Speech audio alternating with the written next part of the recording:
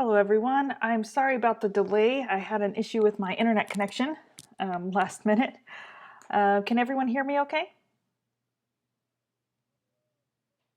Just say hello in the chat. I see you, Penny and Kathy and Colin. It looks like you were able to comment, so that's good. If you guys are having any issues with commenting in the chat box, just remember maybe refresh your page and then double check that you are logged into your YouTube or Google account.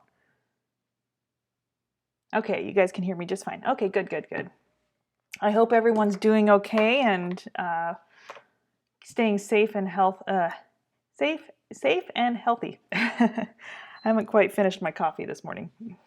Okay, so we're going to go ahead and just open up the floor for any open questions. And actually, as we get started, I received an email from one of our students this morning, and she had a great question I wanted to share with everyone here.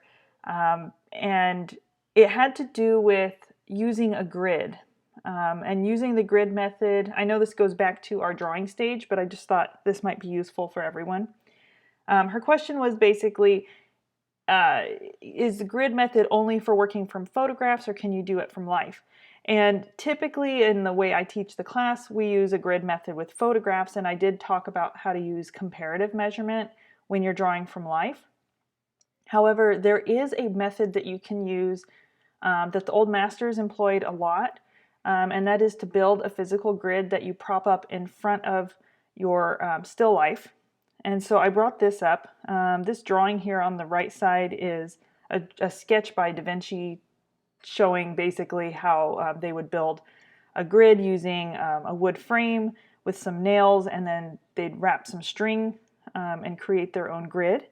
And here you can see an illustration of that, how that would work on the left. Now this type of grid here is really tight, and I don't typically recommend that just because it's a little bit, I don't know, too small of a grid. I like to use a bit of a larger grid, something with diagonals that I find is always really helpful. Colin, yes, I can see your message, so you're coming through just fine. Okay, so I just wanted to show that because I thought, you know, I do talk about grid methods throughout my class, and because it's an online class, we tend to work from photographs. However, working from life is one of the best ways to learn, and I encourage you to paint from life whenever you can, because if you rely too heavily on photographs, what can happen is your work takes on that photographic kind of flat quality. And there's certain things that we're doing, our brain is processing, translating from three-dimensional space into two-dimensional space when you're working from life. And when you're working from a photograph, you're kind of going 2D to 2D. So it's already kind of flattened for you, and there's some things that it's just more challenging to work from life. And if you work from life, you become a better painter in general. And that's, you know, what I generally recommend if you have the opportunity. And we don't all have that opportunity to have like a live model sitting with us. But it can be useful when you're doing still life, because you can sit there in front of your still life and paint as long as you need. So I just wanted to show this grid. I thought it was really a good question and something you guys could actually build. And I'm thinking I might actually do a free little workshop or class on using a grid in the coming weeks. I need to come up with the topic exactly what I want to do, but I was thinking another webinar, but showing maybe how you could use a grid like this in a contemporary way for working from life and possibly from working from a live model. So does anyone have any questions about that? I just thought this was a great example because we are working on our still lives, and it's something you can easily set up. Now, you don't have to do this with wood. You can do this with, you could either get like one quick way to do this would be to buy some stretcher bars that are the same ratio, not necessarily the same size, but it needs to be the same ratio of your canvas. And you're thinking interior dimension, not exterior dimension. Um, but and then you can, put on some little tacks and, laid out some string. I would recommend like either a white or a colored string, like a bright red thin yarn would work fine for something like that. And then you could also use something like plexiglass and just draw your lines on using a dry erase marker or a permanent marker. Let's see. Colin, you have a question. How do I feel about carbon transfer paper? Okay, that's actually a really good question. Carbon transfer paper, you want to avoid a few different types. So there's some that have wax in them, and you want to avoid any that have wax in them because the wax will basically not stick to the canvas and it will come off over time, and that could cause your paint to peel off or flake off in those areas, so it prevents adhesion. A similar method can happen with graphite. This is specifically if you're working on a wood panel or a smooth panel. Graphite can work fine for transferring onto like canvas because it has that tooth. But I've noticed personally graphite causes like a slippage. And if you know anything about the use of graphite in the industrial kind of market, they use it for as like a as something that creates like a slip, almost like to help things kind of glide over one another. So it can actually cause your paint to not stick to your canvas as well. So you want to kind of be careful about that. So one of the reasons I teach the oil painting transfer method is because it adheres well to your canvas and it helps with the longevity of your painting. If you want, I know it's messy, so if you want to use some kind of transfer paper, I recommend Saral. It's Saral transfer paper. It's an art transfer paper. They have it in graphite. Like I said, I don't necessarily recommend the graphite. If you're working on a really smooth panel, it works great if you're working on canvas or like a linen. But they have another one in like a blue, and they have one in a red and a white. So you can use those. Those work great, and those don't have any wax in them, so you don't have any issues with adhesion. Kind of the adhesion of your oil paint to your canvas.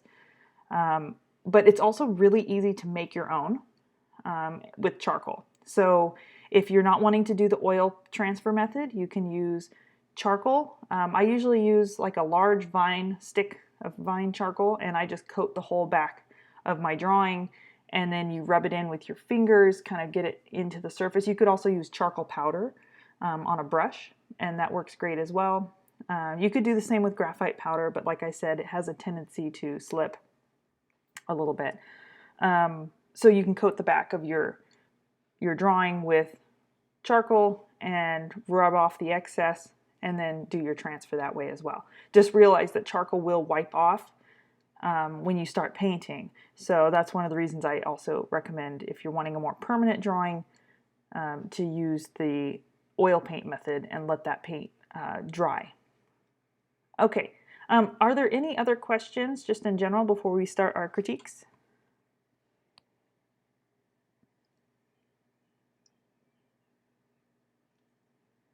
Oh, okay, so you've been transferring before and then sealing it with a layer of gesso. Okay, that is another method that can work. And if you're going to seal with acrylic, you could use like the graphite transfer. That works as well. And I have done that. If you use like a clear gesso, sometimes I've done like oil studies on paper, and I'll do my sketch in graphite, and I want to seal that drawing so it doesn't smear when I start toning. And so you can actually go over that with a layer of clear gesso. It has a little bit of a tooth to it, but I only do that for studies. Just in general, when you're working on your paintings, you want to think about using kind of sound methods that are going to help your painting last. And sometimes these things accidentally happen, like you might use I've actually used a transfer paper. I learned this the hard way. I had transferred about 4 different drawings that I had finished for a series of paintings, And when I started working on one of the paintings, I noticed that the transfer paper I had bought, because I was trying to be quick about it and cut corners, and this is, you learn your lesson. But I had transferred all my drawings, and then I realized that the transfer paper I had wax in it. And I noticed this when I had done my underpainting, and suddenly the line drawing started flaking off and scratching off. And so I had to scrap all of those. I had to sand down all of my panels and remove that layer of wax. And in fact, I wasn't able to get those panels to work again, just because of the adhesion issue from that wax. So, I just stick to that oil method. I have done charcoal, but I usually go over my lines with oil. So it's just easier just to do the oil transfer in the end. I know it's messy and it's a lot of work, and it's an extra step. Another option is you can draw directly on your panel using like a vine charcoal, and then when you're happy with your drawing, then you can go over your lines with a liner brush, like a long rigger brush, and they're kind of, I don't know if you know what a rig brush is, and there's a couple of brushes you can get that are like made for calligraphy. I know Rosemary Brushes has a couple of calligraphy brushes that I bought, but rigging brushes are really long and kind of pointy. So it's like an extra long pointed round, and they're great for going over your lines in your painting. So they have just this nice long point, and they'll give you a nice thin line when you're sealing your drawing. And you'll use like a little bit of medium, like liquid or something, to thin your paint. Oh, thank you, Ludmilla. So Sally's wax-free artist graphite paper. So there's another one that you can use. That's a great one as well. So you just want to make sure, yes, it is wax-free. A lot of them have wax in them, even if they're in the art section. So just be really careful about that and make sure it says wax-free on there. Usually they will specify.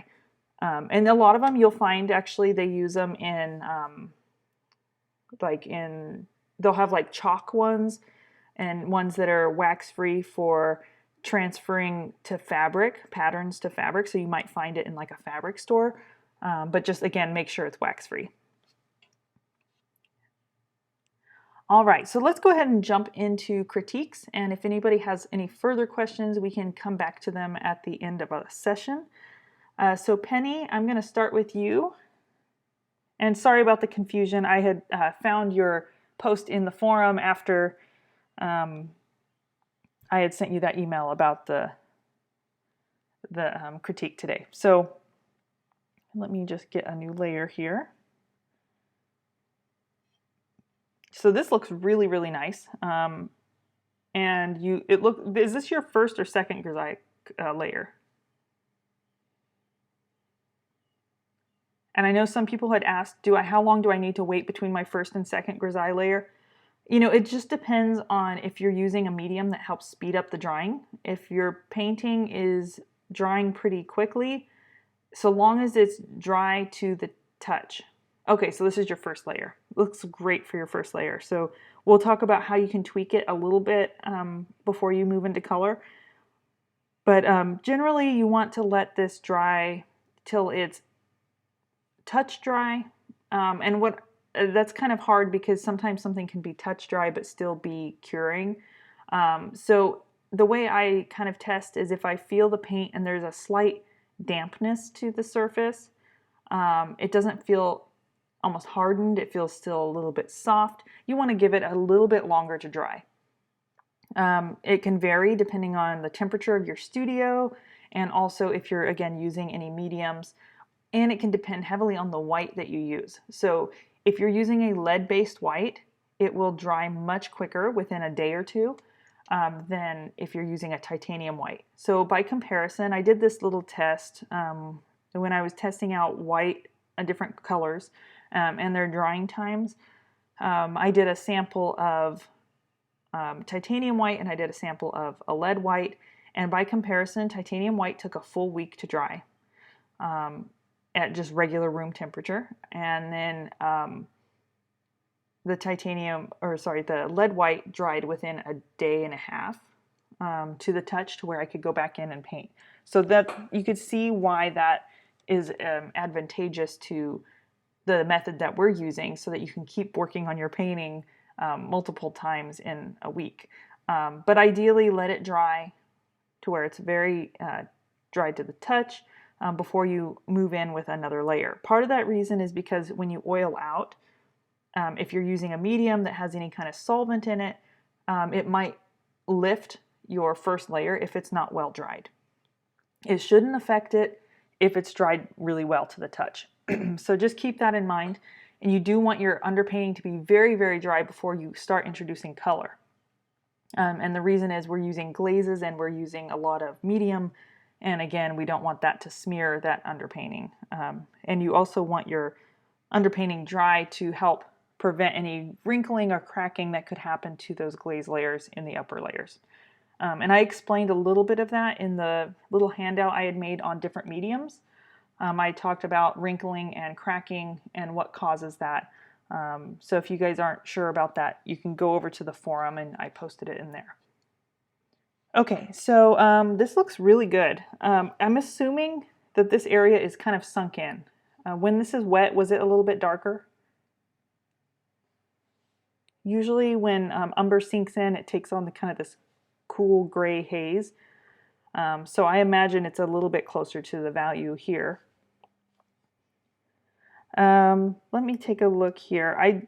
There's only a few areas I think you'll want to refine, and you want to start thinking about your focal point, and how much detail you put in an area will have a lot to do with that focal point.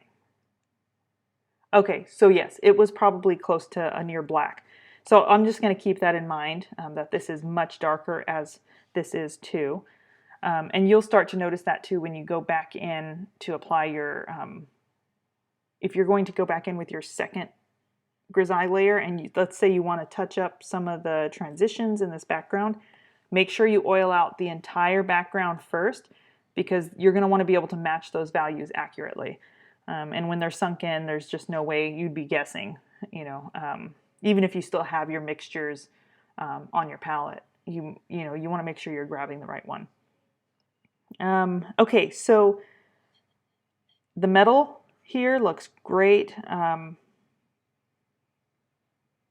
You might want to go in and look for areas like in here where you have this even darker kind of strip. In general, in the reflections, like the reflection of this flower here, try to soften that edge. So I would say like right in here, soften the edge of any object that's reflecting into that metal carafe. You'll notice here too, it's a little bit darker than the object itself. So if we compare those two areas, let's just take like an average value there and an average value here. So you can see that value difference. And I think you have it slightly, but maybe you could push it a little bit darker and then look at these edges here. So this edge right there, you're going to want to soften as well. And that way this highlight remains the hardest edge on that object. And then, so just anything that's a reflection, like the oranges and the little bird, just make sure they have a little bit of a softer edge. And one of the ways I like to do that, you don't have to even go in and do a lot of blending. What you would do is mix a value that falls somewhere in between, maybe even like a dark brown. And let me get,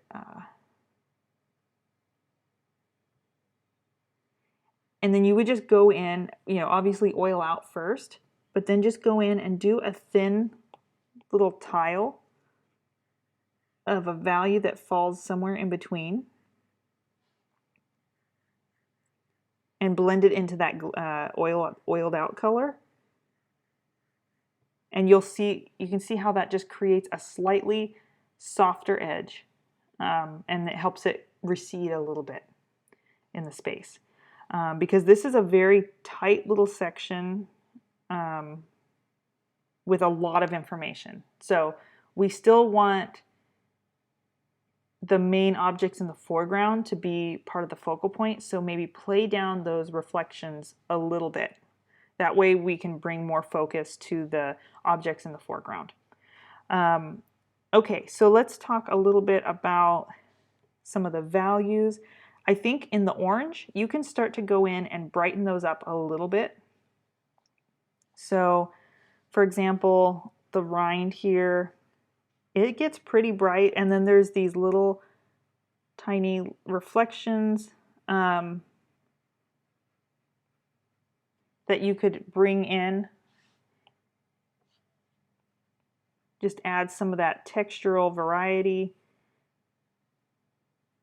It's a little brighter on the top plane. This one is pretty good, but I do think this value is a little bit dark. So I would say go in a little lighter on the rind.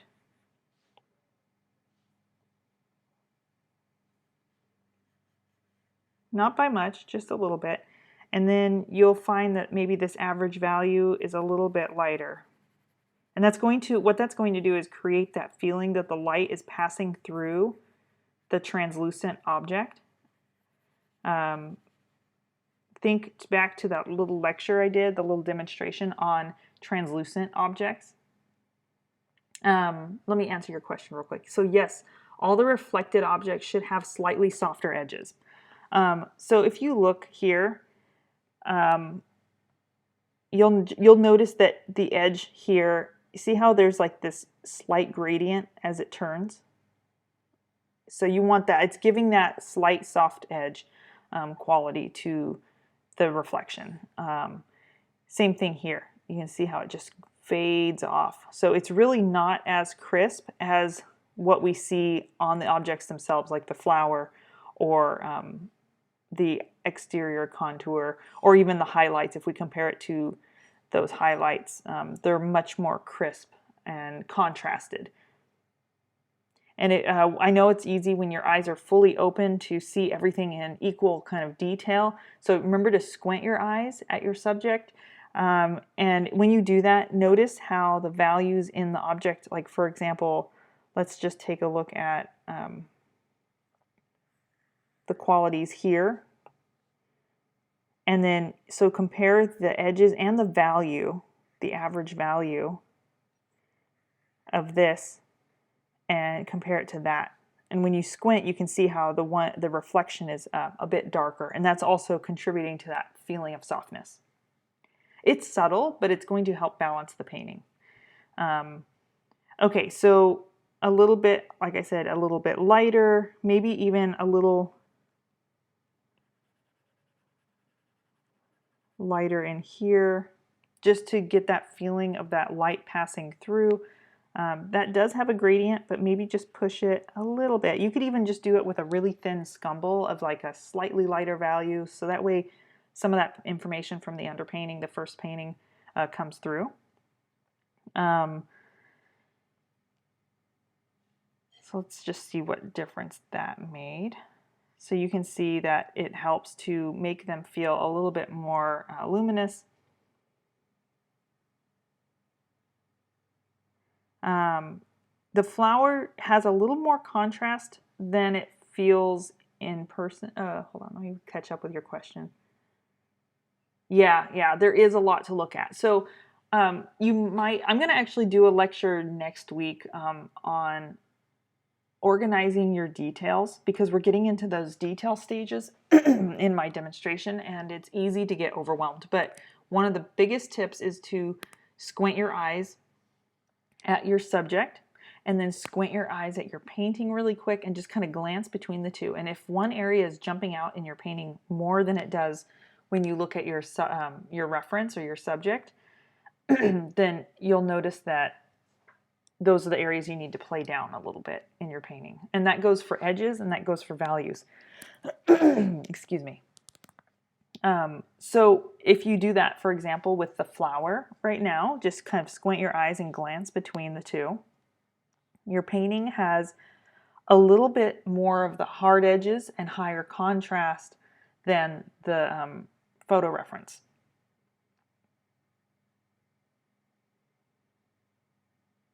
Okay, yeah, there are a lot of hard edges on the left. So one of the ways to create that softness is to find where maybe you pushed the contrast too hard, and then also to go back in and just do slight glazes or scumbles to knock other areas down and soften those edges. So flowers are really tricky because they do have a lot of really crisp edges, but then there's areas where it gets lost. So let's talk a little bit about the flower here. I'm going to just bring the reference down here.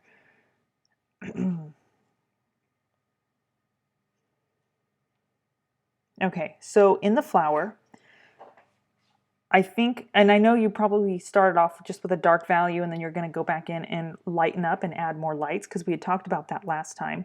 So one of the things you're going to want to do, I think I'll use this glaze tool. So you're going to apply kind of a scumble over these areas, and if I just knock that back a little bit in value,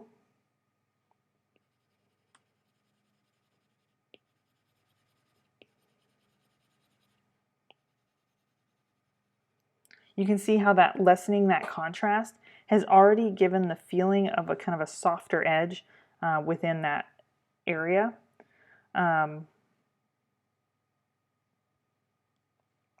Okay, so let's also look at some of the contrast, like in this area, for example, up here.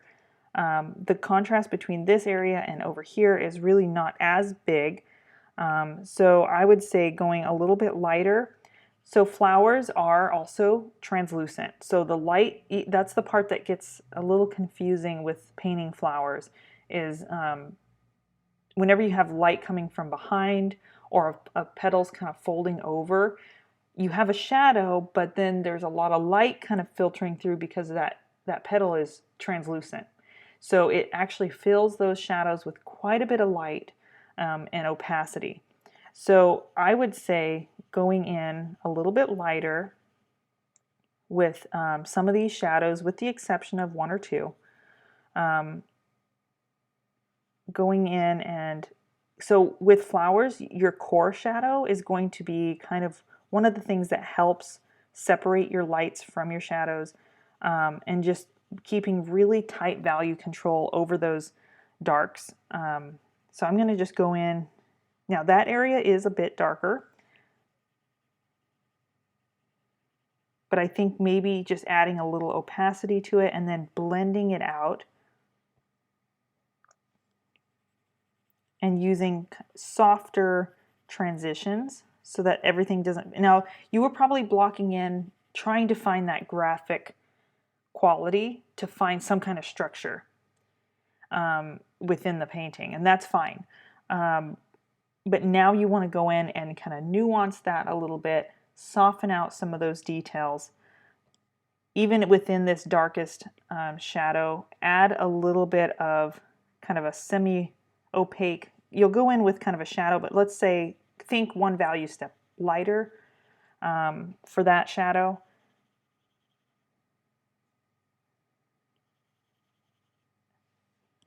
And just soften out any transitions between those areas so that you're still working within that graphic kind of pattern, but your transition areas have a softness to them. Same thing goes for here. I know you were finding that kind of graphic pattern to these little stems in the middle, but just now you can go in and kind of soften around them and add some of that detailed kind of information and break those up into smaller shapes. You can start to introduce a little bit of a texture to them. Let me just find a good brush for that. So you could start to go in and just create a little differentiation between the texture of the petals, and that will create a little less confusion. So I would take a small brush and kind of start to break this up a little bit. You don't want to do polka dots. You want to make sure you're kind of using clusters and a little bit of kind of grouping for some of those details, and then you can go in and indicate a couple of those little lines. Once you oil out, it'll be easy to get these kind of details softer. So let's just take a quick comparison now. So pushing that shadow down, you can see how it just softened and kind of unified that shape, and lessening the contrast made that area feel a little less distracting and busy. And I would say the same goes for like anytime you have a dark shape surrounded by a lot of light. So this area would be a great example. Make that shadow a few values lighter than you think, because it feels darker because it's surrounded by light. So it's comparative to what's adjacent to it. And this is a very, very light part of the flower. So you can actually go a few value steps up with your shadow value for that area, and it's going to create more of a glow. I would say even the same goes for in here. Less contrast is needed, especially for, like I said, anything that has some kind of translucency to it. Even this dark here, maybe even tiling a slightly lighter value where it transitions can help with that as well. For example, here is another area where I would unify it. So we have that core shadow, which you've indicated already. Let me switch brushes here. But now we need to group the values down in here, this area, because this is lighter. If we look at the reference, we have light up here, and then this whole section down here is kind of grouped with the exception of a very tiny light, but you can see how dark that is compared to up here. So we want to make sure that we've grouped that area again to kind of simplify. So a little scumble or a glaze over that area to knock it down. Another area where you don't need as much contrast because it's surrounded by light, and there is probably going to be a degree of reflected light somewhere in here as well, but you can just soften out some of those shapes. Even just sometimes scumbling over these areas with a, maybe like a second value down from your white will help to create that softness that you're looking for.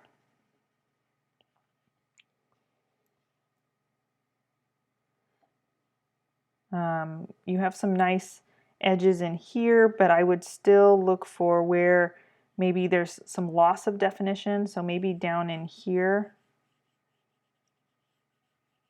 glaze that down, unify that shadow a little bit.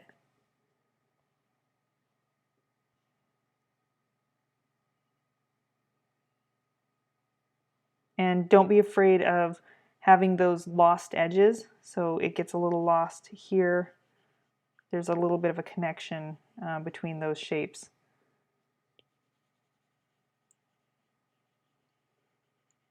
Right in there. This one could brighten up a little bit. It doesn't mean you want all of your edges soft.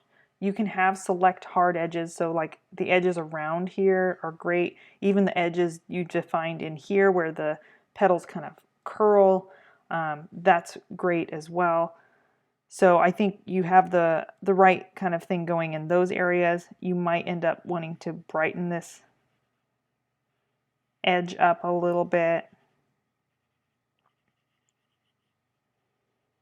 and find some connection and kind of uniform pattern there. And let's just take a look at the difference now. So you can see how it's grouped and simplified in a lot of ways, but it gives the eyes areas to rest. So what and I talk about this a little bit in next week's demonstration on detailing, but you want to think about giving your viewer areas in your painting to rest, especially if you have a very busy painting and there's a lot to look at. You want areas of kind of quiet in your painting, and you want areas of, you know, information and detail. And that's what gives us the most kind of satisfying feeling to a painting. If a painting is too busy everywhere, it's almost like being too overwhelmed and distracted. There's so much to look at. It can be a little hard on the eyes. And so look for areas where you can push those things simpler and work on smoothing out some of those transitions, giving the areas eyes to rest, or giving your eyes areas to rest, and then giving some of those satisfying areas where we have that tightness of information and detail.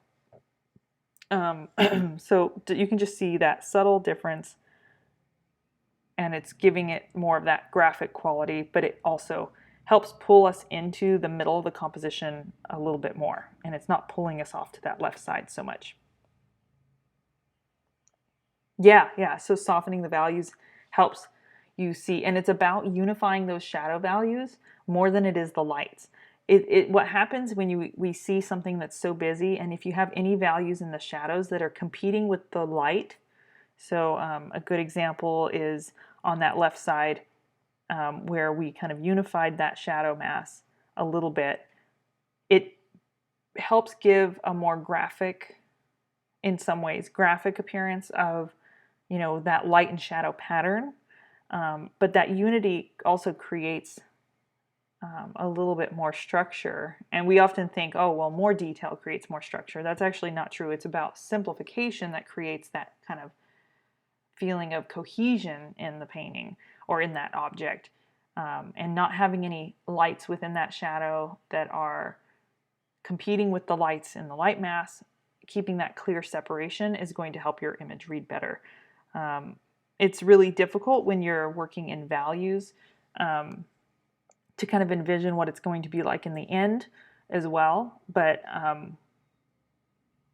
just looking for how the painting, think of it as like if you're going to step back from your painting, let's say 10, 20 feet, is that area going to read really clearly? And if it doesn't, or if it's looking confusing to the eyes, then it tells you that you might want to simplify your shadows. That's the area where you can kind of unify and simplify and leave more mystery and less description, softer edges. And if you use that in the shadows, then the lights kind of become the focal point. And it gives that kind of areas of rest for the eyes. So another area that is pulling the eye is these little hard, like high contrast areas where you have this silhouette against this lightest light. There's a couple of things you can do to play that down. One is to soften this light a little bit. So maybe push it down in value. Of course, there is softening edges too. So you might go in, re-wet this area, and then just blend out this edge a little bit. And then create a little less contrast where that flower silhouette meets that background. Blend out some of these transitions.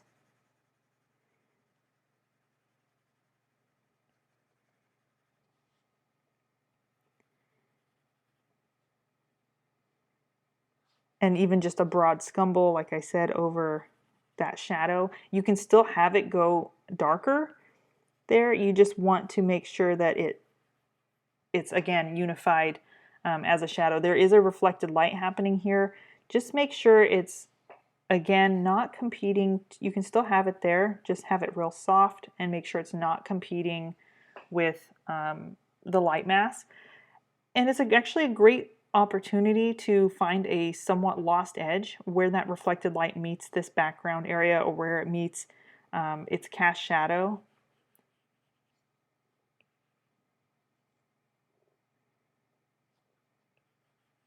And just soften some of that detail in the cast shadow. Can create a little more light. The leaf has a little too much contrast, so maybe find a middle tone and just kind of soften over it a little bit. it's going to, you have to remember too, we're going to be going in with light values or colors. So the leaf is going to become green and then the flower is going to have its color. So while we're focused on values, if the values kind of come together and look the same, it's okay to have some of those lost edges because it will be defined when we go into color later as well. So if you have those lost edges where the edge of the leaf meets this background, it's okay to leave it that way in the values because it'll be defined when you go in with color. So like this little light shape down in here, if you just push it maybe one value step darker, and then make a softer edge where this edge of the flower is and where this cast shadow edge falls, just tile in like a value that's in between. It brings less focus to that area. Let's take a look there. And that's keeping us right in the center of your composition now.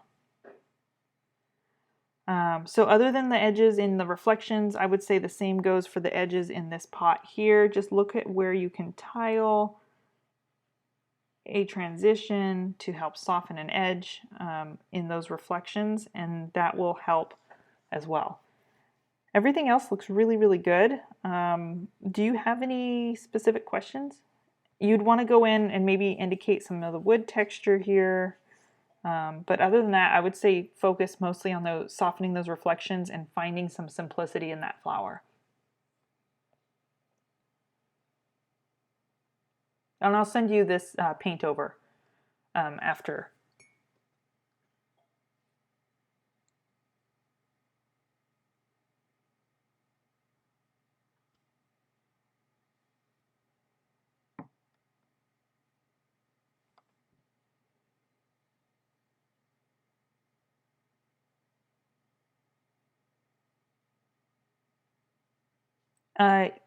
So yeah, I would look for, so any of the reflections, I think actually you could go a little darker here in that gradation. I think maybe it's a little separated. So what I would do is maybe take this, a value somewhere in between these two, and just soften that transition. Look for that, again, that unifying element. There isn't as distinct of an edge here.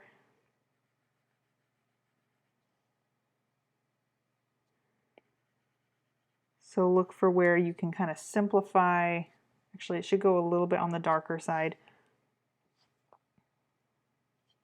I know there's little bits of information in here, and you can suggest them, but I would leave maybe some level of simplification to the background kind of reflections, and then have more description like where the bird is and where you have some of the orange slice kind of coming in like right there. The bird reflection is a little bit darker overall too, and that's going to help with that silhouette. It's not darker in the shadow necessarily, but in that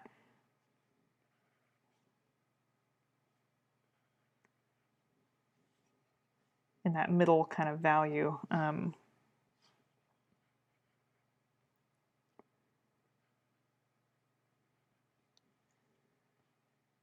So that would help, and then you could have this line be a little harder. Notice that this reflection is a little bit darker than what you have. So if we compare this value to what's actually being reflected, which is this foreground, you can see a distinct difference. This one's darker, this one's lighter, and you actually have the opposite happening here. So I would say at the very minimum, take this value like from down here and just apply it over in a thin scumble, maybe soften that edge there just a little bit. And then I would go maybe a touch brighter, not too much out to that corner, but maybe a little bit, carry this over just a tiny bit. You could do this with a really thin scumble of white. And if it's somewhat transparent, you'll be able to see that from underneath. The white pattern in the fabric, I actually really like it. So, and once you scumble a little bit more light right in here,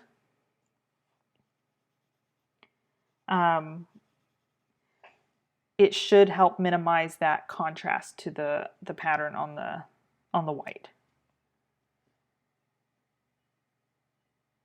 I would say this edge too, maybe work on transitioning that a little bit softer. So maybe another tile of something in between and just have it kind of roll a little bit softer, so we don't have a real hard edge down there at the bottom. And as your cast shadow gets further from the subject, soften it out just a little bit, especially because it's reaching the edge of that canvas. So it can be a little more on the sharp side as it gets closer to the object, but as it gets further away, cast shadows get a little bit of light filtering in. And so they should get a little bit softer as they move away from the subject creating the cast shadow. So let's take a little look at that one more time. So you can see how simplifying the tones in the pot is helping the image to read a little bit more, a little more balanced. Does that make sense?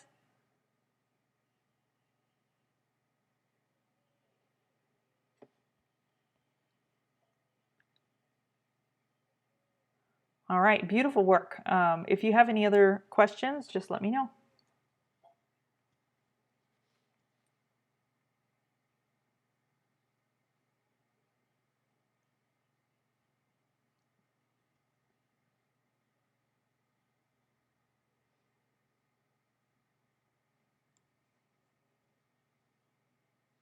Oh, you're very welcome, Penny. I look forward to seeing your painting next week. All right, Kathy, let's go ahead and take a look at yours. I know you had kind of checked in with me midweek, and we had talked a little bit about some of the background. So the background value looks better. You can see that that flower really pops now against that background. The flower looks great. I know you said you didn't quite get to other areas, and that's okay. This is looking really nice. I think the shadow values on the teacup look much better. If you have any specific questions, go ahead and type them in. But I'm going to just go ahead and start pointing out a few things that you can use or that you can work on in the coming week. So this transition here, now that you have that nice darker shadow, just make sure you have a nice middle transition value, and you might even consider pushing that core a little bit, maybe even a little more than it is in the reference. Mostly because we want to, again, maintain that separation between the light and the shadow. Even though this is a white object. And then, of course, there is light kind of coming in on the lip there. I think also now that you've darkened the background, you could go in and lighten.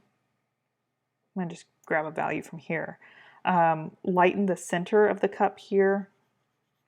Even with just a broad kind of scumble.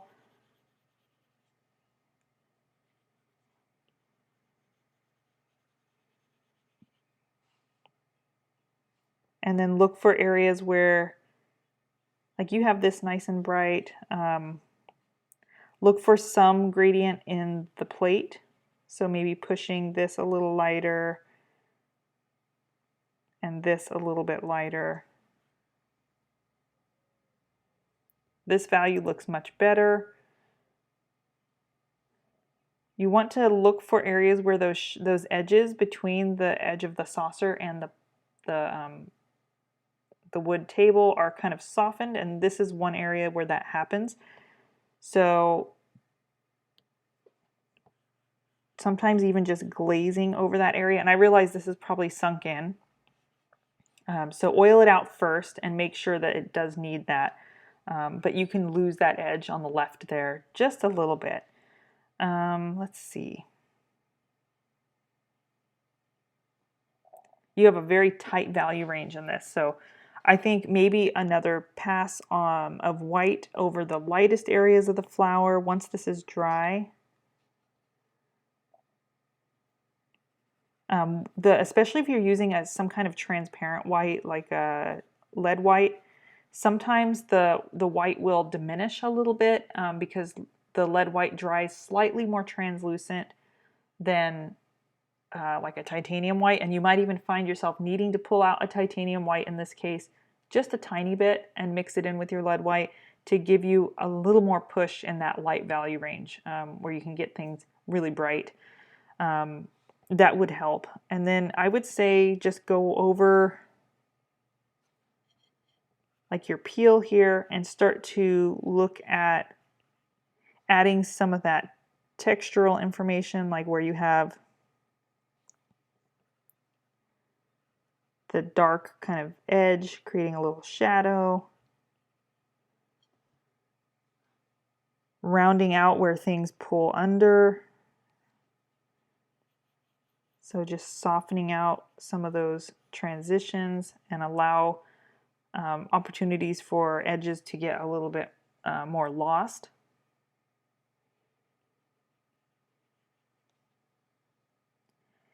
And you had mentioned that you lost a little bit of the lines in the table. I can actually see them here, and if it helps you, I will draw them on. And what I would do is just take a value that's first maybe a value step lighter, so maybe mix something like that value there.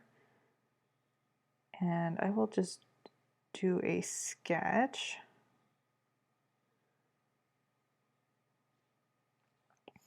Okay, so I'll just sketch in, because I can kind of see it in this reference here.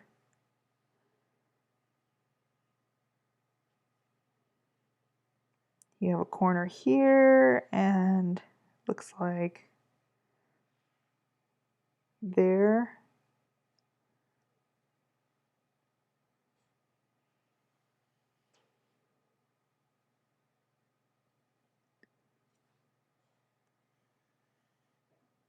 So you can use a straight edge if that helps.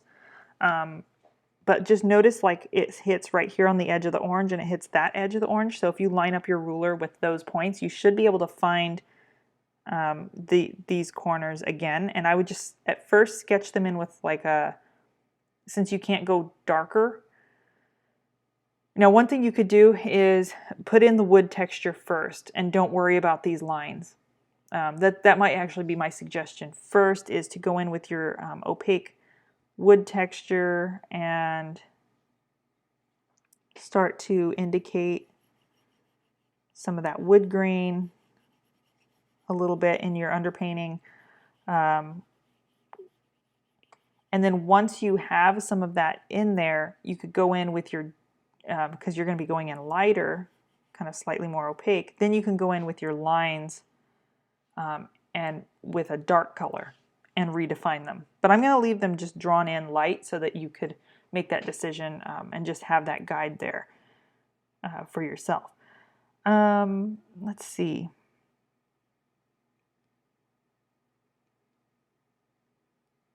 So you have a couple of things happening here. You have a reflective table and you have cast shadows, and that can create a little bit of confusion on like what exactly is happening. So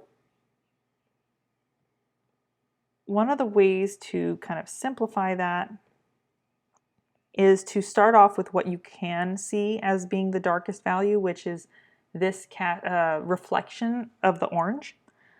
So you have this dark kind of shape. Let me do this on a new layer here. So you have this dark shape here, and I could kind of start to see it, but maybe what you need to do is go in with the lighter value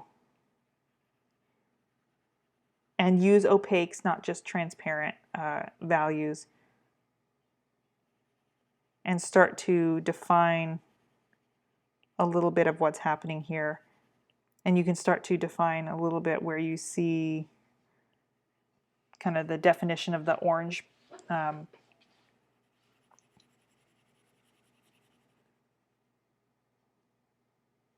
the separation of the little orange pieces. Okay, so there you start with that, and you do have a little bit of a cast shadow as well happening here.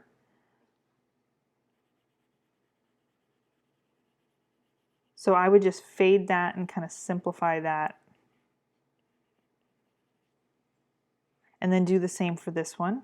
And I can kind of actually see this one here, and it kind of blends in.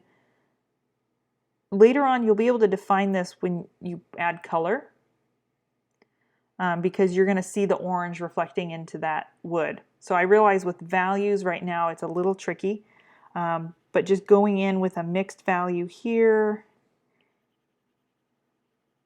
and just having a gradient there can help, and you can define more when you get into color.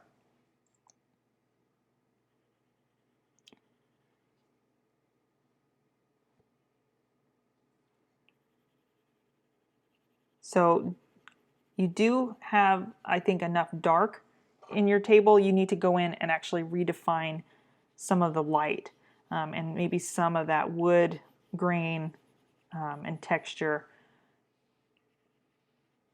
Another thing is to make sure you are tiling a slightly darker value along the edge of that orange. So that way it has a softer edge just right along here. It will get that form to turn under. It actually gets quite dark right in here. And maybe your painting's a little sunk in and it's hard to see. But look for those opportunities of lost and found edges, especially for the orange right in this section here where it meets that really dark underneath. I would go in also and look for where you can more clearly define some of this shadow shape on the orange and the silhouette.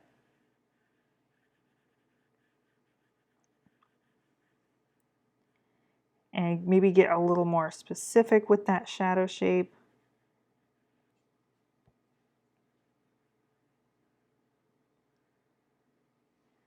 And then work on retiling in the transitions. I realize this is a slightly different color than what the grisaille might be coming through as, but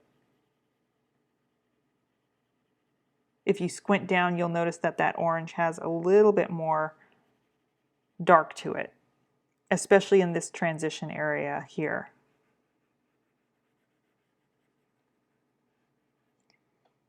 And what will help you not feel like you're losing that silhouette here is by going in with an opaque, it's still dark, but it's opaque for that wood table behind. So I would suggest doing this work first, then go in and lay your lines on top. And you could actually do it with a dark color instead of a light color. And that will help get the grain established. Okay, so apart from that, I would clarify that the light is kind of happening up here. Maybe brighten up that part of the orange, and then don't forget your specular highlight here. So you'll want to start to define some of that.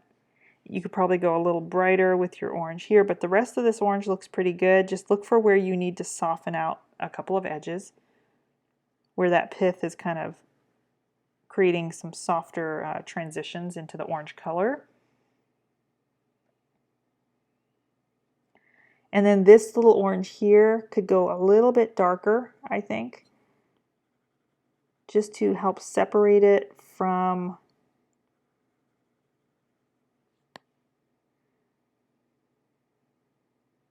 I'm going to grab a warmer color.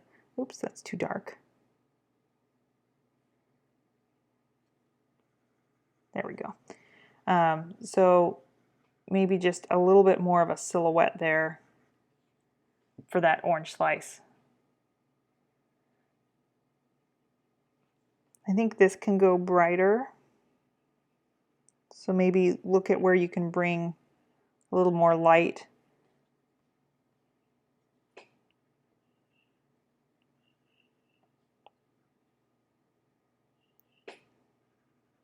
to these oranges, so that way it doesn't get too heavy in the dark values on this left side.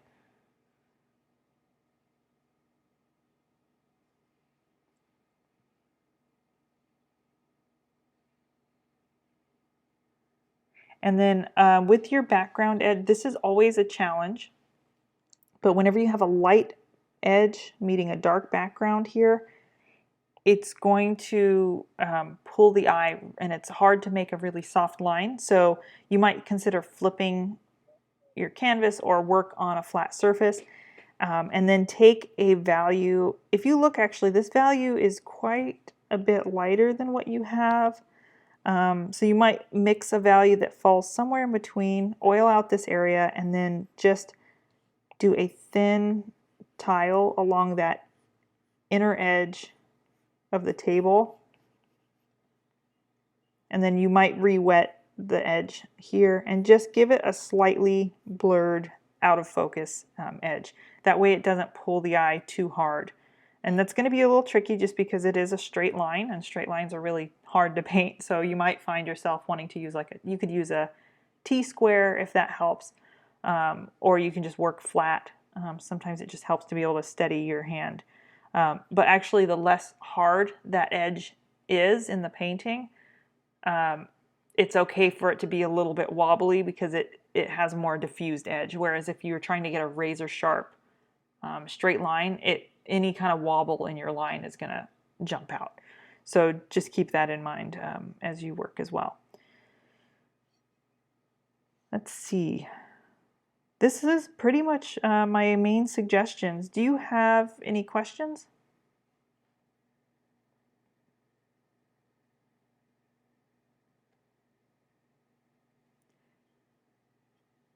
Yeah, a T-square might, I don't know if you have one, but it might be helpful if you're having trouble getting that table straight, or if you kind of lost some of that, use a T-square to help you just get it square to the canvas, just because of the way your composition is aligned. And you might use that for getting these horizontal lines established as well.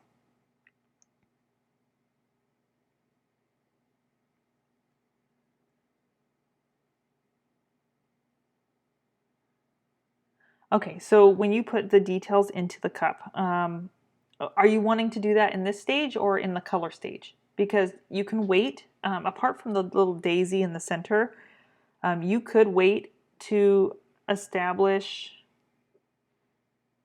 some of the bits of like the pattern, like the little flowers, until the color stage. That's perfectly fine too.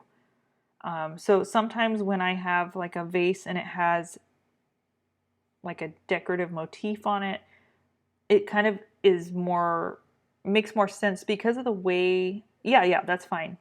So the way that glazes are applied to ceramics, it's very similar to how we glaze in painting because we're working with transparent. So a lot of times I'll just paint the cup as if it didn't have it, with the exception of that daisy, just because it has that white. But then you can just paint on with like transparent glazes, and it's going to mimic that same feeling that the actual ceramic piece has, because you can get that transparency to your brush strokes. So I would just wait. One thing I would suggest is going in with some more detail in the leaf, and then look for where you can either add variety to this edge or like maybe soften the edge. I think one thing that will help though is going in and defining some of the light and giving these leaves just a little bit more form.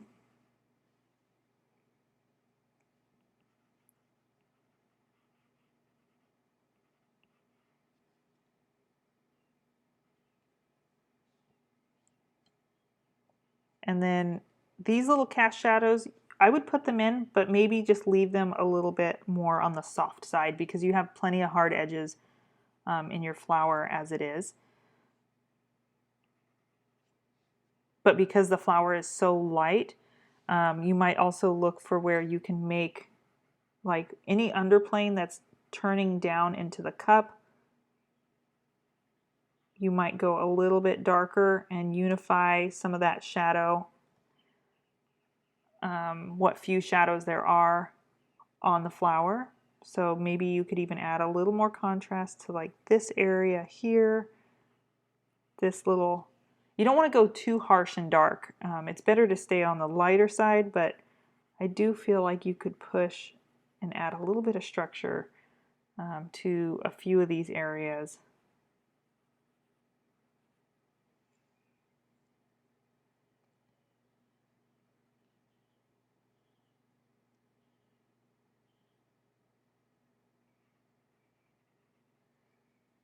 Especially where we have like this overlap here. Even if you just pushed it all kind of into a uniform shadow and ignored some of the little highlights on it.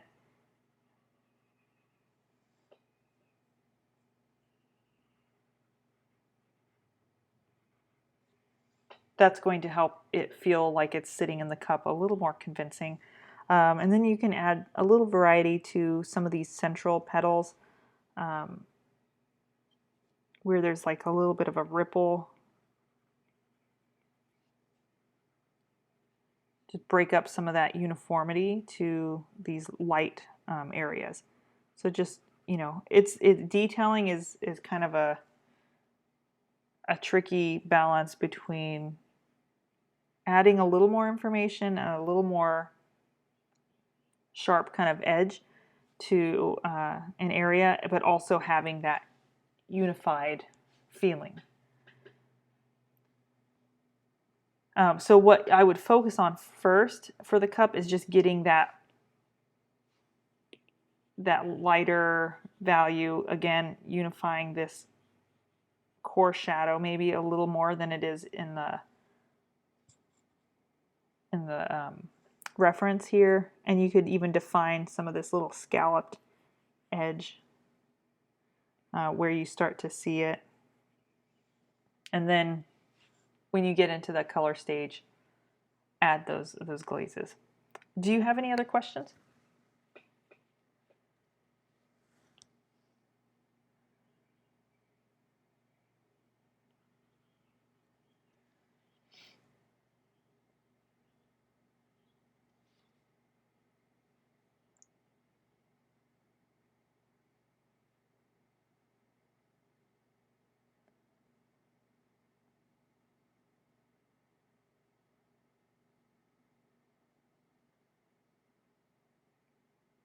Oh, you're very, very welcome.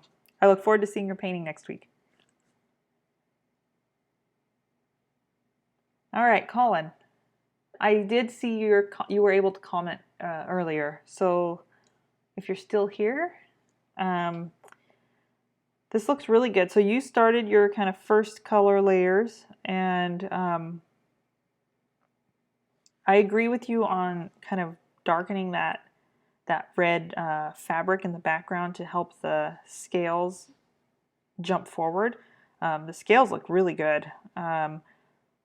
Everything looks pretty good. I think what you want to start working on balancing is amount of detail on the outer edges because you have quite a bit going on with your fabric. So you're going to want to make decisions on where to place emphasis in your painting. So I think one thing that could help is to use a couple of kind of broad glazes to knock down the shadows on the right side of the fabric. And I would go maybe a little warmer with some of your shadows because you have kind of a cool light on your subject. So those shadows are going to be a little warmer, and that's going to help to pull in. And I would say put less detail in these outer edges and simplify that shadow grouping. And even here, going a little bit darker as it pushes out to these outer corners, almost creating a little bit of a vignette.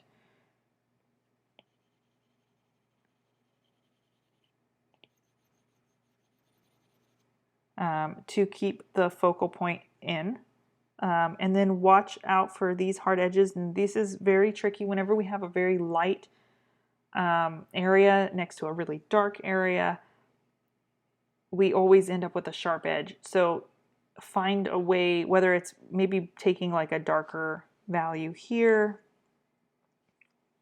and just tiling a little bit of a cast shadow, even though it's not quite in the reference, a little cast shadow where that red fabric sits on top. You can see how it creates that softness to that edge. So yeah, your painting's a little sunk in. Those reds probably are, I can kind of tell. I think if you took, reds are always tricky because they feel much brighter in value than they actually are. So one thing that can help this red fabric is, and I would leave it simpler, like kind of like what you have, but take a nice rich, like if you have an alizarin crimson, I know it's a fugitive color, but there's very few colors that mimic it exactly, and that's going to give you that really, really rich saturated red. Or you can take like a anthraquinone red, not quinacridone. Quinacridone tends to go more pink. So anthraquinone red, and then if you mix a little bit of transparent red oxide together, and you glaze that whole red fabric, you're going to get that really deep, like crimson that you're looking for. There's a color that I believe Blue Ridge sells called Baroque Red. And it's exactly those two colors mixed together. It's transparent oxide red iron oxide mixed with an alizarin type color, quinacridone rose, or sorry, anthraquinone red. And it's going to give you that really deep, rich red. So I would just do it as a glaze, because glazing is one of the benefits to working with glazes is it's like stained glass in the sense that we're adding this transparent coat of color, and it increases the saturation. So when we glaze color as opposed to applying like an opaque, it really pushes the saturation of that color, especially if you already have a red underneath. So I would go in and glaze this area with that deeper red. So again, transparent red oxide with an anthraquinone red, probably more of the anthraquinone red than the red oxide, and then use that as a glaze. And then you could paint back into that glaze in these lighter areas with a cad red light, and that's going to give you, again, that really nice rich red that you're looking for. So yeah, it should be more in this range, and that's going to give you that kind of rich berry color. A lot of cadmium red is an orange red, and that's what's creating more of a brown here for you, because whenever you mix anything to make it more, make a cad red light darker, it's going to go more brown because it has that orange, if that makes sense. So also struggling with the whitest whites using titanium. Okay, so yes, titanium white is very, very opaque. Do you happen to have a lead white? Like a genuine lead white? I know it's hard to get some of the supplies right now, but you might be able to use like a Cremnitz white, or if you don't have that, you could use like a little bit of calcite and linseed oil mixed into your titanium. And okay, you do have a lead white. So switch to using a lead white. You could mix it with your titanium, but the titanium has a tendency to go very cool. So you can kind of counterbalance that by introducing a little bit of a Naples yellow into your titanium, or you can just switch to the lead white. One thing that's going to help with making your lights feel brighter is, see how this has a very warm kind of cast to it? What I would suggest, oh, you don't have it over there. It's not allowed. Okay, yeah, so if you can't access lead, because I know some people can't, you can use titanium white and then get a medium called Velasquez medium by Natural Pigments, and they do have a UK website now where you can order from. I think I posted it in our forum, but I'll try and find it again. But if you get their Velasquez medium and mix it with your titanium white, it imitates a lead white very close because it adds that ropey quality, and it also adds some translucency without changing the value too much. And it also adds a little bit of warmth. And that's what that calcite and linseed oil is. That's what they call it, is Velasquez medium. I love that medium. So that's something you might consider trying as an alternative. So one thing I noticed is that the Madonna figure here is very, very warm. So I would actually take a very warm yellow and glaze very thinly. Like an Indian yellow is very, very yellow. So you might take a little Indian yellow with a touch of transparent red oxide and glaze over the entire Madonna, and then paint back into that glaze opaquely with your lead white and re-highlight the light areas. I think you might end up lightening up some of these shadows a little bit too. This might have gotten a little bit too dark for this area. And if you go lighter and warmer, so maybe a mixture of yellow ochre and transparent red oxide, and maybe a tiny touch of blue just to cool it off. But if you use that in these darkest shadow areas instead and just kind of scumbled it semi-opaque over these darker areas, see how it adds a feeling of light bouncing back into that shadow, but it's still darker than your lightest area. And even maybe just look for unifying some of those shadow shapes a little bit darker. It's easy when we're painting a white object to want to go a little bit too light with it everywhere.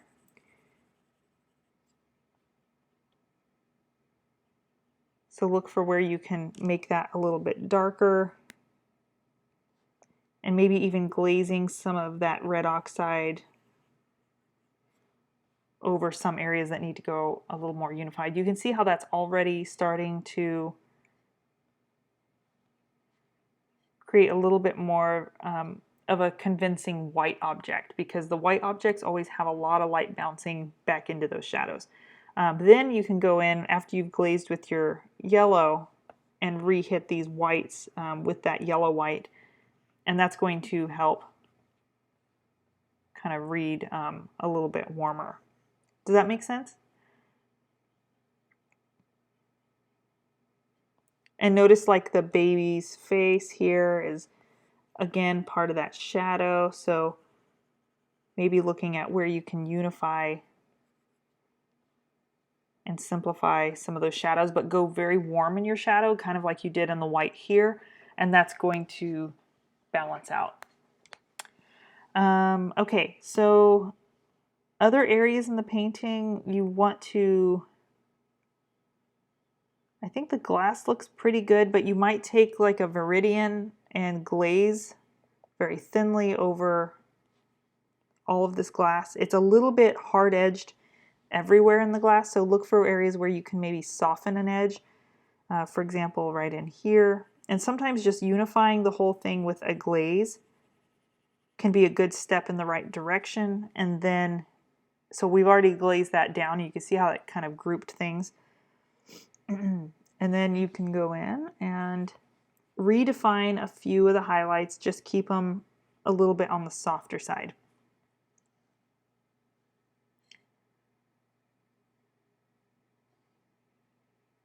And this bottle here is also a little bit darker, so maybe a soft glaze over that to push down those main values, and then go in and define those highlights wet into that glaze again.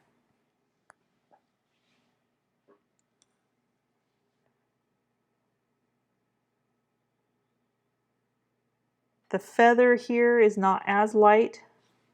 I would say leave it a little lighter than what it is in the photo, but maybe go in and indicate just that some part of it is in shadow.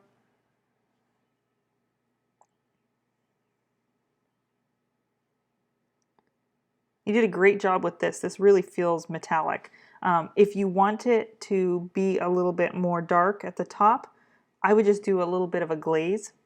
Like a transparent oxide red is a great color for glazing metal because it keeps that warmth.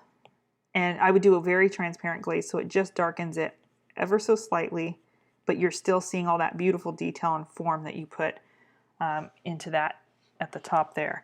And you can use a yellow glaze similar to here to glaze over this a little bit and richen up that color.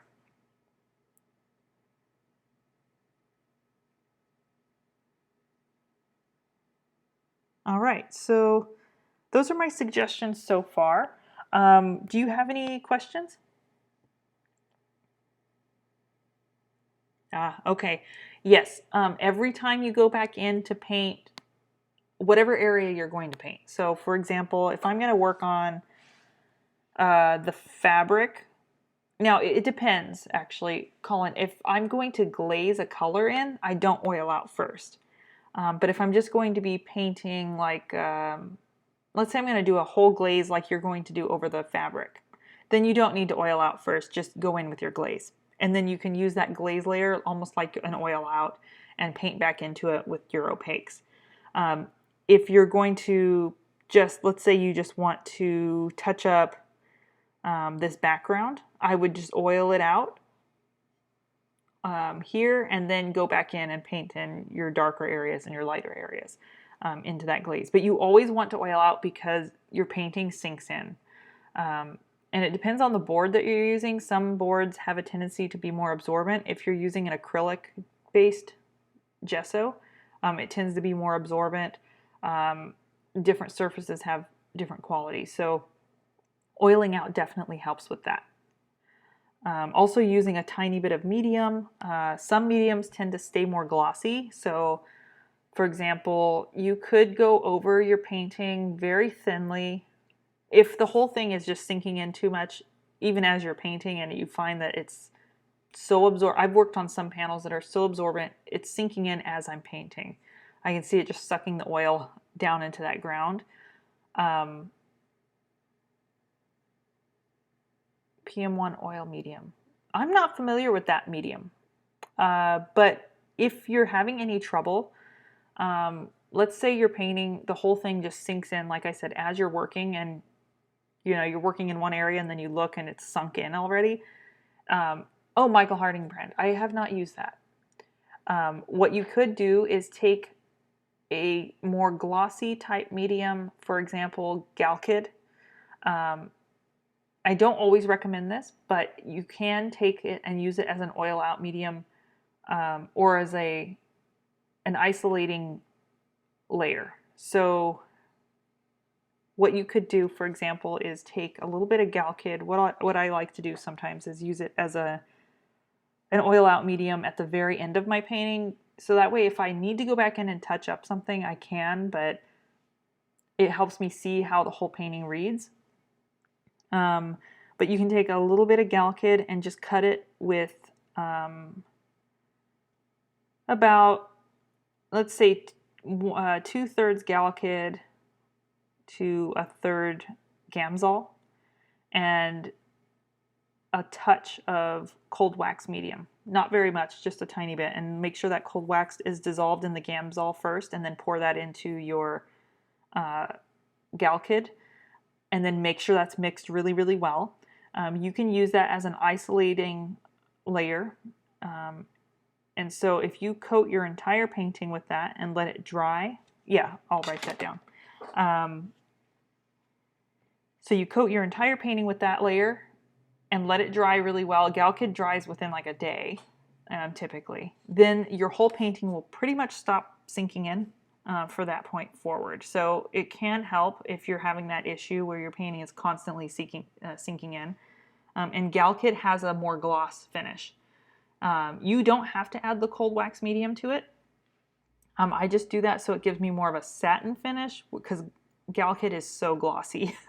But if you want that gloss, then you can leave it without. So it's, oops, let me get a different pen here.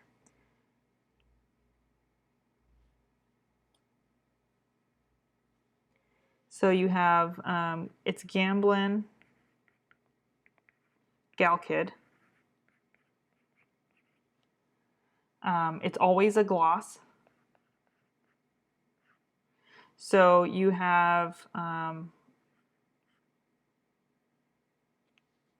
you could do, I've done a couple of different ratios, but you could do like 2 parts Gamblin to 1 part Gamsol, which is your brush cleaner solvent. And then in here, I just do like I don't know even how to measure it. Probably like a 1/4 part cold wax, also by Gamblin, and dissolve it into this, and then add it into that. Mix it really well. Apply it as an isolating layer, and let it dry. And that will help to keep things from sinking in. And you can keep painting on top of that. It's not necessarily a varnish, it's a medium, so you can use that as an isolating layer. And I don't recommend doing it all the time, like every time you paint, applying a new coat of that.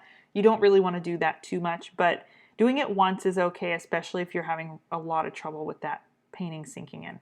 Okay? So did that answer your question?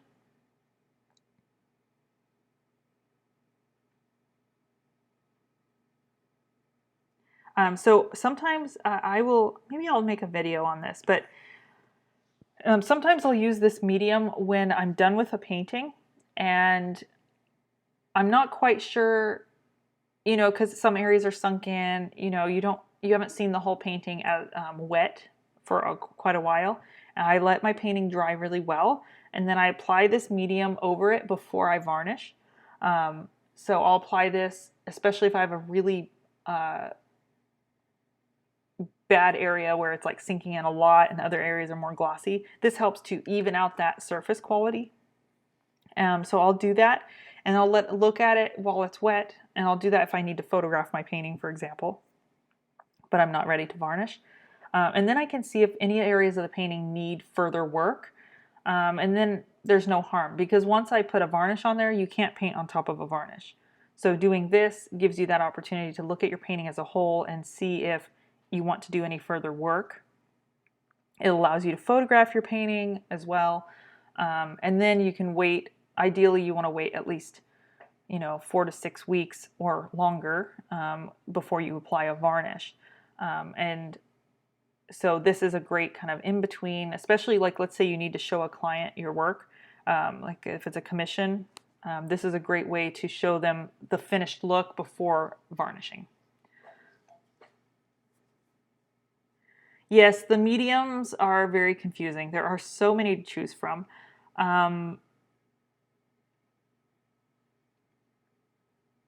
Let me answer you, Jeanette, in just a minute. So mediums, there are way too many out there, and it really comes down to personal preference. So my suggestion is to just experiment with different ones, because you will find one that works best for you. Like I mentioned, the Velasquez medium, it's great if you want to get that lead white type feel to a titanium white. It's great. There's nothing else out there that's going to create that. Except even the imitation lead whites don't quite get that same kind of ropey, long quality to the oil paint. Some glaze mediums are better. I change a lot of the mediums that I use as if like a new one comes out. So for this still life demo, I am using the Galkyd gel. I came across an article that this one artist said he was comparing all these different gel mediums, and I typically prefer gel mediums, and I used to use a lot of the Neomegalop as an alternative to Marager, because Marager is very toxic and I can't be around the fumes. So I started using the Neomegalop, but sometimes I didn't quite like the way it felt. For glazes, it's a little too like gel-like. So, you know, and I'm not too fond of Liquin, although I've used it. So it's really something you just kind of experiment with. So far, I really like the Galkid gel. Um, and there's other mediums I really like from Natural Pigments, but so I've used like Italian varnish. It's not a varnish, it's a medium for painting, but his mediums all have most of them, with the exception of Oleogel, have mineral spirits in it, and I'm just really sensitive to them now. And I quit using a lot of them when I was pregnant, so I noticed that I wasn't getting, eye irritation, my nose wasn't getting stuffy, so I just started to work solvent free, and so I've moved away from using some of those mediums a little bit, and I find that the Galkid gel doesn't have that much of an odor. It doesn't seem to bother me, so those are all things that you want to take into consideration. But I don't know if you saw it. I had uploaded a document to our forum. I think I put it under the new category for bonus resources. But I made a little page with like a little document that guides all the different mediums I've mentioned throughout my courses, and that might help you. I talk about a few of the different qualities and what they're good for, and that might help you make a decision on which ones you want to work with.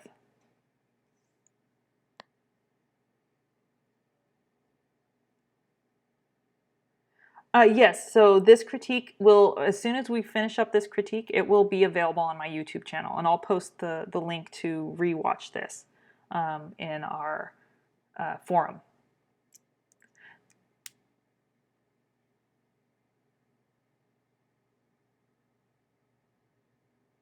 Okay, so let me take a look here, and then Janet, I'll get to your question. Drawing issues, I would say take another look at the Madonna's face. I don't see too much in the way of the other objects. I'm just looking here a little closer. I think mostly when it comes to the glass bottles, look for areas where you can soften edges, because when we have a really hard defined edge around something everywhere, any kind of skewing that happens can really jump out. So I would say look for where you can soften edges and maybe check the symmetry on this bottle here. And one way to do that is to just have a vertical line for like the height, overall height and the width, and then look for where things seemed a little skewed. So I'll keep this on there, and I can do that for each of your bottles if you'd like.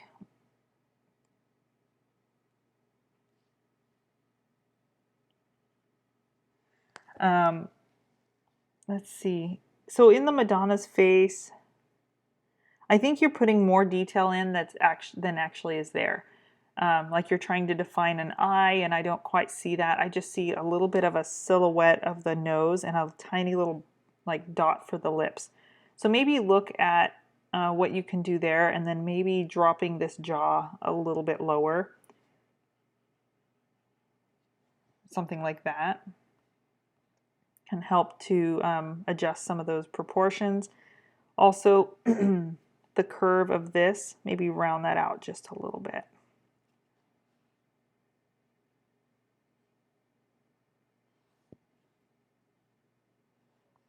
Yeah, that looks pretty close.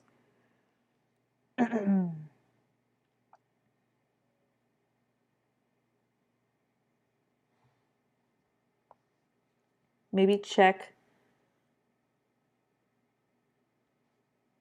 the parallel edges here and here. This feels a little shorter than this.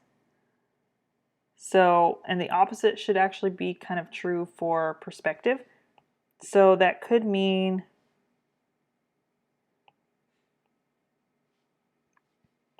that you might want to either bring this back or bring this down. And I think actually bringing this down would be easier. So maybe bring that down. Let me make my line a little thinner here.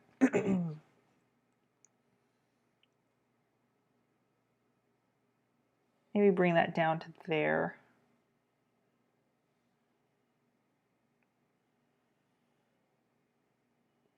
And just make sure that that light line is more defined, and maybe bring it down on this side here. So that'll adjust some of the skew there. Excuse me. Okay, so let me go ahead and address Janet's question. Can you paint over a varnish painting using Gamvar? So no, you don't want to do that. So if you've already varnished a painting and then you decide you want to go back in and paint on it or rework the painting, you can do that, but you have to remove the Gamvar. And it's very easy to do. All you do is take a little bit of Gamsol, and you can use a sponge or a brush and just apply Gamsol over the area where you want to remove the varnish.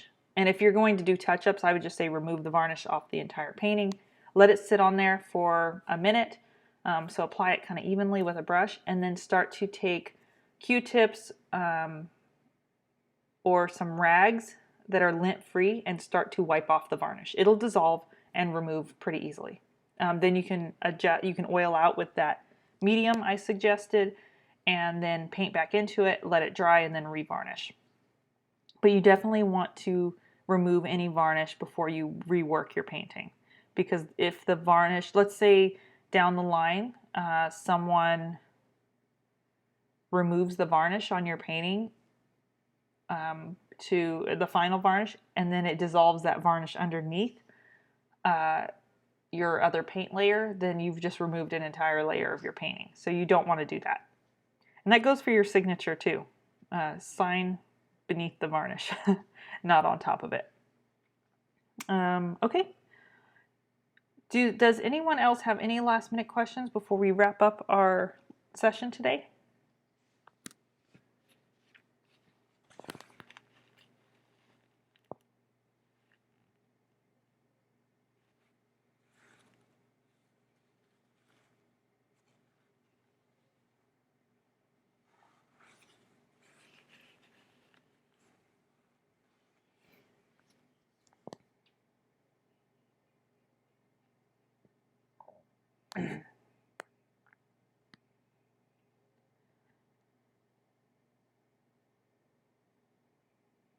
You're very welcome, Colin. I look forward to seeing your painting. Good job. So you, Janet, you asked, do I recommend writing on the back that it has a layer of varnish? Yes. I mean, I typically don't varnish my painting until I'm sure. And I usually let my painting dry as long as possible before applying a varnish. That's just better practice in general. So sometimes I won't varnish it until it's sold, or I need to hang it and frame it. So sometimes I just wait, but if you have varnished something, you could put a little sticky note on the back of your canvas if you want, and just write what kind of varnish you applied, just to remind yourself. Yeah, that's absolutely fine. And actually, if you do sell your work and you want the collector to know what varnish it is, it wouldn't hurt. Sometimes I'll do it's like a certificate of authenticity when I sell my work, and on there I would put what medium it is, what kind of surface I painted on, you know, all of those types of relevant details, and I would maybe note that I applied, you know, Gamblin's Gamvar varnish, you know, as a finishing picture varnish on the painting, and then that way if they ever need like a person to work or repair the painting, usually they'll come back to you for something like that. But if they take it to a conservator to repair the painting, then they know what kind of varnish was applied.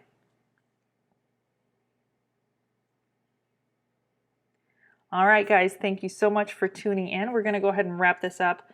If you guys have any further questions, you can post them in the forum, and I will post a link to this critique session in the forum as well. And you guys have your new lessons ready in the main class page, so you should see those in your course library. Thank you guys. Have a good weekend. Stay healthy and safe, and I'll see you next weekend. You're very welcome. Bye-bye, guys.